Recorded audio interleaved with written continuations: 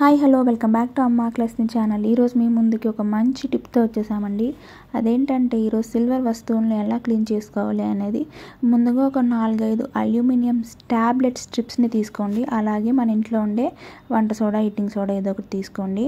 అలాగే ఇప్పుడు ఒక గిన్నెలో కొద్దిగా వాటర్, ఒక గ్లాసు లేదా మీరు తీసుకున్న వస్తువులు, వెండి వస్తువులు మునిగేంత వాటర్ వేసి అందులోకి ఇప్పుడు మనం తీసుకున్న వెండి వస్తువుల్ని అందులోకి బాగా మునిగే అంతలాగా వేయాలన్నమాట.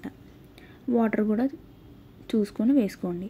ఇప్పుడు స్టవ్ ఆన్ చేసి ఇందులోకి మనం తీసుకున్న అల్యూమినియం ట్యాబ్లెట్ స్ట్రిప్స్ని యాడ్ చేసుకోవాలి. అలాగే దీంతోపాటు మనం తీసుకున్న వంట సోడా ఒక 1/2 టీ స్పూన్ యాడ్ చేసుకోవాలండి. మెట్టెలు మరియు పట్టీలకైతే ఒక 1/2 టీ స్పూన్ పట్టింది. ఇంకా ఏదైనా ఎక్కువ కనుక యాడ్ చేస్తే మీరు ఇంకొక 1/2 టీ స్పూన్ యాడ్ చేసుకోండి. ఇప్పుడు మీరు ఒక స్పూన్ లేదా గరిటె తీసుకొని మనం వేసిన సోడా అనేది ఆ స్ట్రిప్స్ మీదనే ఉండిపోతే కనుక బాగా వాటర్లోకి కలిసేలాగా కలుపుకోవాలి. చూసారా, ఈ విధంగా నేనండి మిక్స్ చేశాను.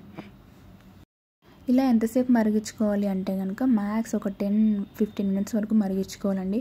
ఈ విధంగా ఒక పొంగు అనేది వస్తుంది. మీరు చూస్తే కనుక మీ వెండి వస్తువుల్లో ఉన్న మురికి అంతా కూడా పైన తేలిపోతుంది అనమాట. ఇలా తేలిపోయింది అంటే మీరు ఇంకా స్టవ్ కట్టేయచ్చు అని అర్థం. సో నేను ఏం చేశానంటే ఈ టైంలో స్టవ్ అనేది కట్టేశాను.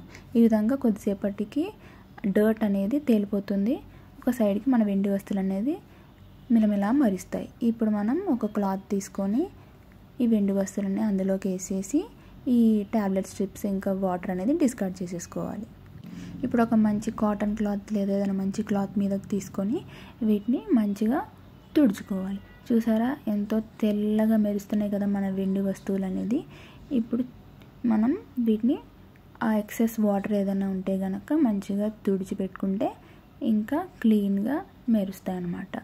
ఒకవేళ మీరు వీటిని స్టోర్ చేసుకోవాలన్నా కూడా వాటర్ డ్రాప్లెట్స్ అనేవి ఏవి ఉండకుండా స్టోర్ చేసుకుంటే అవే అలా మెరుస్తాయి. ఇప్పుడు నా కాళ్ళకి పెట్టుకొని చూపిస్తాను, చూడండి. చూసారా ఎంత బాగున్నాయో నా కాళ్ళకి. సూపర్గా ఉంది కదా. మీరు కూడా ఈ ట్రిక్ ఫాలో అయిపోండి.